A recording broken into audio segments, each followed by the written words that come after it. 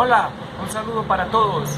Hoy es el episodio 9 del Catecismo de la Iglesia Católica. Vamos a empezar el tercer capítulo. Dentro de ese tercer capítulo tenemos como título La respuesta del hombre a Dios. Estamos en el numeral 142 y en este numeral 142 nos muestra entonces la revelación que Dios nos dio, pero dice lo siguiente: por su revelación, Dios invisible habla a los hombres como amigos, movido por su gran amor y mora en ellos para invitarlos a la comunión consigo y en ella recibirlos. La respuesta adecuada a esta invitación de parte del hombre es la fe. O sea que la respuesta a esa revelación del hombre hacia Dios es lo que nosotros llamamos la fe. La fe es la respuesta del hombre hacia Dios. Ay, se me pasó acá lo mismo. Dice aquí en el 143, por la fe el hombre somete completamente su inteligencia y su voluntad a Dios. Con todo su ser, el hombre da su asentimiento a Dios por lo que Él revela.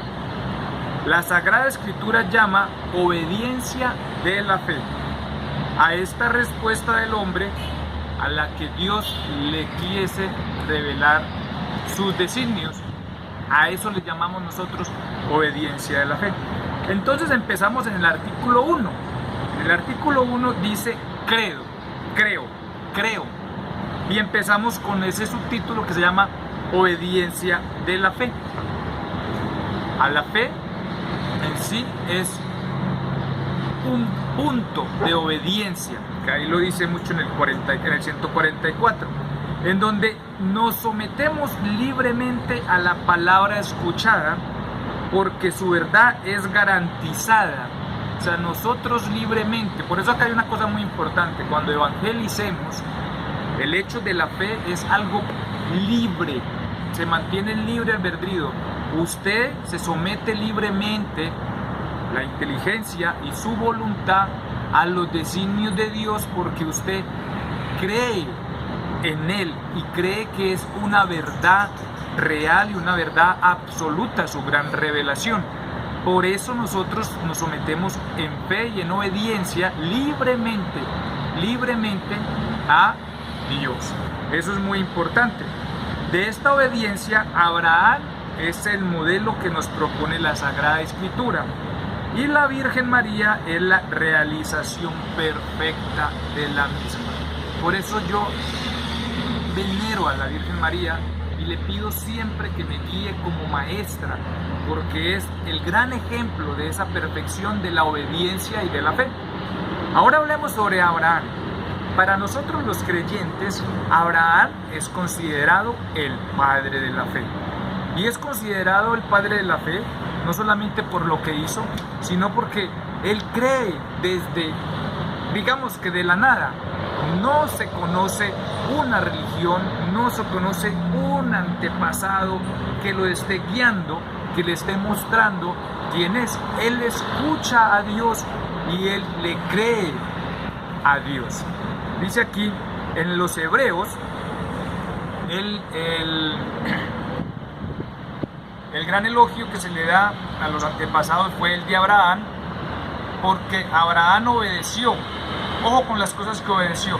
Salió del lugar en donde él residía, tenía su herencia, para ir a otro lugar que no tenía idea hacia dónde iba. Escuchó y con fe.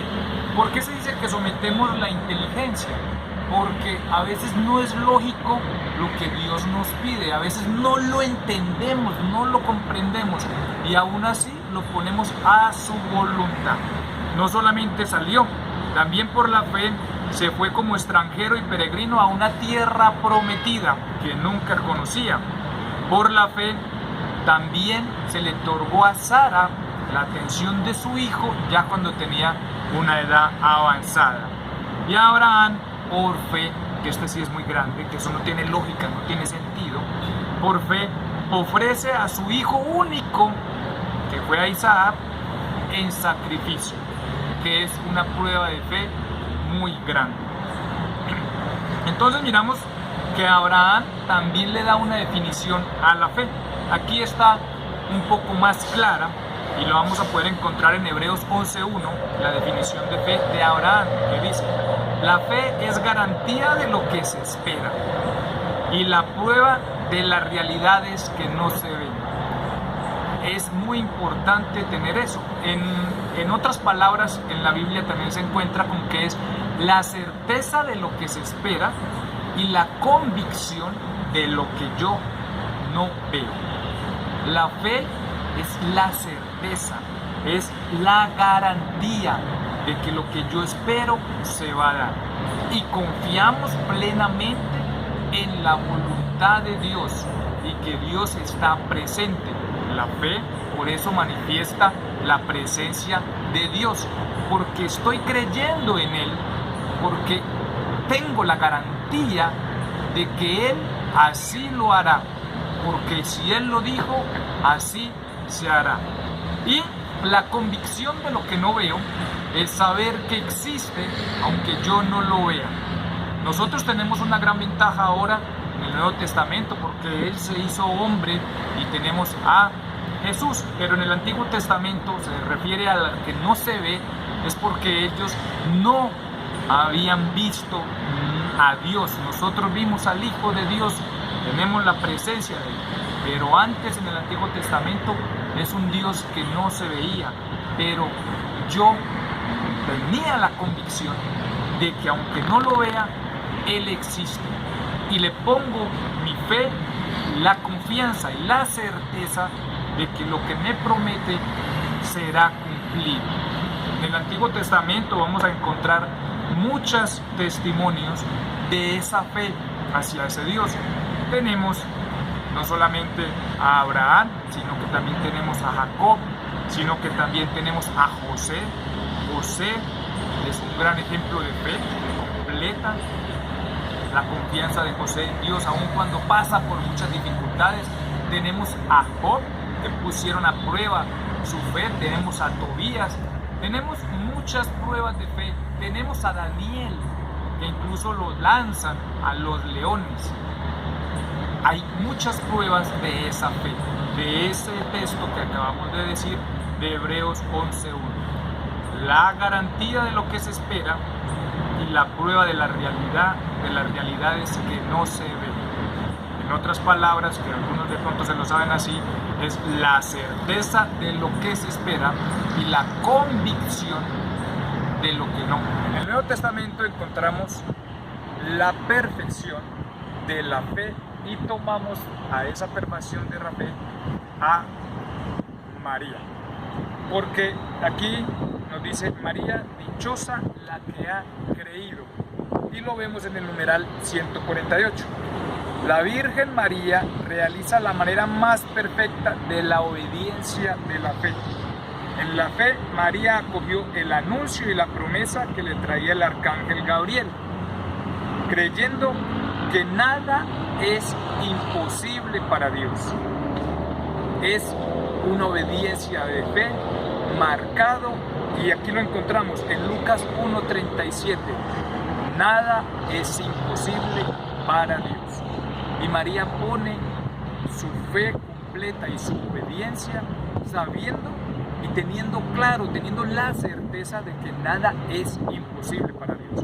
Nosotros seguimos al Dios de lo imposible. De hecho, la hermana Glenda tiene una canción muy bonita, los exhorto para que la escuchen. Se llama Nada es imposible para Él. Es muy bonita, escuchen. Entonces miramos lo siguiente. Y ella asiente a esa promesa cuando le dice que va a quedar embarazada, diciendo: he aquí la esclava del Señor, hágase en mí según tu palabra. Es la obediencia de la fe. Ella se quita su libertad, no le pone inteligencia, sino que pone todo en la voluntad de Dios. ¿Por qué decimos que inteligencia? Porque uno dice, es que lógicamente, si nos ponemos a pensar, eso no es posible. Por eso decimos que ponemos nuestra inteligencia y nuestra libertad a la voluntad de Dios, porque tenemos la certeza. Por eso decimos, nada es imposible para Él. Y María no solamente da esos símbolos, que esa parte la vemos en Lucas 38, sino que también vemos el saludo que le da Santa Isabel, que dice: dichosa la que ha creído que se cumplirán las cosas que le fueron dichas de parte del Señor. Lucas 1:45. Ella exalta la fe completa de María. Y también ponemos que por eso ella es bienaventurada por todas las generaciones. Y la fe de María no fue una fe corta, sino que fue durante toda la vida, y siempre tuvo certeza, aún cuando estuvo pasando con un dolor impresionante por la pasión y muerte de Jesús.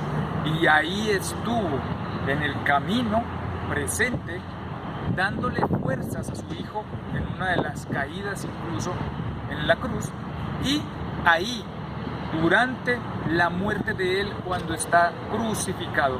El dolor de ella como madre debió haber sido impresionante, y a comparación de Abraham, no bajó un ángel para bajar a Jesús, sino que ella sí logra sentir el dolor de madre de la pérdida completa de su hijo, y lo recibe. Por eso tenemos una imagen de la dolorosa María recibiendo a Jesús. Sino, aún así ella confía y cree en que Él va a resucitar. Confía plenamente, con su dolor, con sus lágrimas, pero confía. Y cuando llegan a visitar el sepulcro y dicen que Él ha resucitado, no duda ni un instante, porque ella ya lo esperaba así.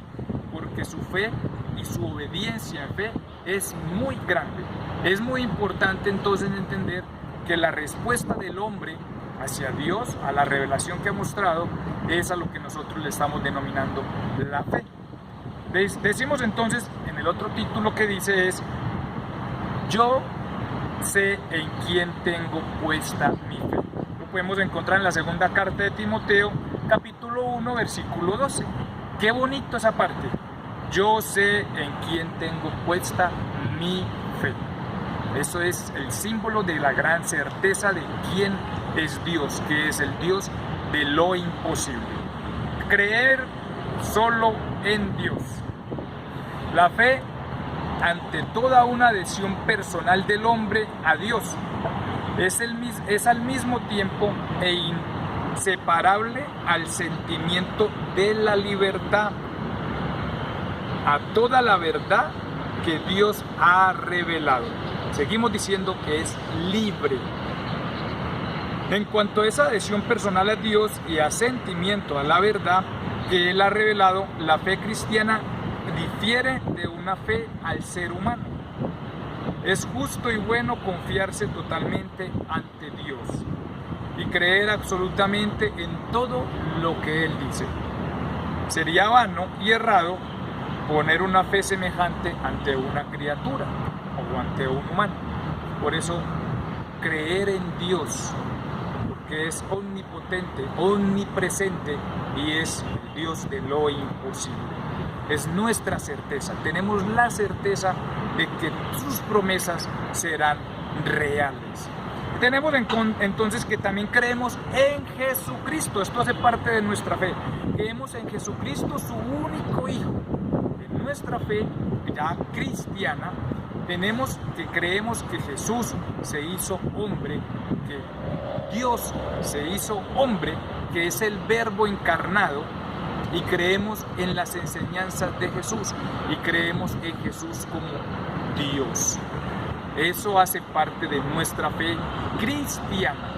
Ahorita estábamos hablando en una fe del Dios completo, que estábamos hablando de un Dios del Antiguo Testamento, yo soy Yahvé, y ahora estamos hablando de que también nuestra fe está marcada como cristianos en que creemos que Jesús es el Hijo único, que es el Cristo, y que es el Verbo encarnado quien culmina toda la revelación. También tenemos en claridad la creencia en el Espíritu Santo, que ahí está en el numeral 152. No se puede creer en Jesucristo sin tener parte en su Espíritu. Es el Espíritu Santo quien revela a los hombres quién es Jesús. Porque nadie puede decir Jesús, Señor, sino bajo la acción del Espíritu Santo. Primera de Corintios 12:3. El Espíritu todo lo sondea hasta las profundidades de Dios. Nadie conoce lo íntimo de Dios sino el Espíritu mismo de Dios. Primera carta de Corintios, capítulo 2, versículos del 10 al 11. Solo Dios conoce a Dios enteramente. No olvidemos la diferencia tan grande que tenemos, y una de ellas es esa eternidad o el tiempo. Nosotros creemos en el Espíritu Santo porque el Espíritu Santo también es Dios. Y aquí la Iglesia es muy clara en la Trinidad. La Iglesia no cesa de confesar su fe en un solo Dios, Padre, Hijo y Espíritu Santo. Es algo muy especial. Nosotros ya como católicos tenemos un dogma de fe que es creer en Cristo, por eso somos cristianos. Creemos en el Espíritu de Dios, en el Espíritu de Jesús, creemos en el Espíritu Santo, que creemos en el Padre, en el Hijo y en el Espíritu Santo. Completa nuestra fe como católicos y como cristianos. Tenemos una carta importante que son las características de la fe para terminar este espacio, y una de ellas es que la fe es una gracia. La fe es un don de Dios. Nos lo explican muy claro en el numeral 153. Cuando Pedro revela que Él es el Cristo, que Él es el Hijo de Dios vivo, Jesús le dice: esto no es de humano, esto fue revelado por mi Padre. La fe es un don. Por eso tenemos que pedirle mucho en nuestras oraciones a Dios para que incremente nuestra fe, para que nos dé esa gracia, ese don, para tener un incremento en nuestra fe y tener el valor de abandonarnos completamente en las manos de Él, en su verdad. Abandonar nuestra inteligencia, nuestra libertad, digo inteligencia porque es cosas que no comprendemos, en sus manos, porque es el Dios de todo lo imposible. Acá dice algo muy importante. Esto que acabo de decir está en Mateo 16, 17, Mateo capítulo 16, versículo 17, para que lo busquen. La fe es un don de Dios, una virtud sobrenatural infundida por Él. La fe también es un acto humano. La fe es un acto humano. Es el numeral 154. Solo es posible creer por la gracia y los auxilios interiores del Espíritu Santo. Pidamos que el Espíritu Santo nos dé ese don, nos haga creer y nos permita tener la fuerza. Es que tener esa fuerza de voluntad es una gracia de Dios y la necesitamos, por eso tenemos que pedirla. Pero no es menos cierto que creer es un acto auténticamente humano.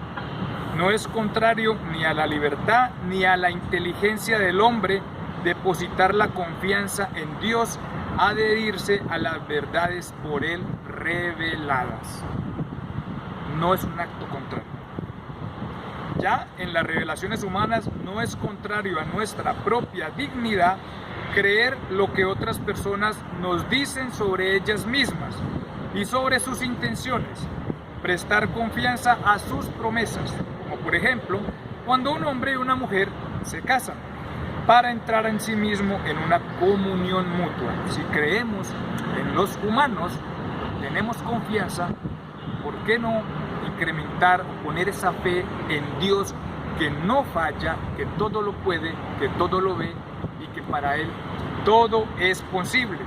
Es todavía menos contrario que nuestra dignidad presentar por la fe la sumisión plena de nuestra inteligencia, nuestra voluntad al Dios que revela y entra así en comunión íntima con nosotros.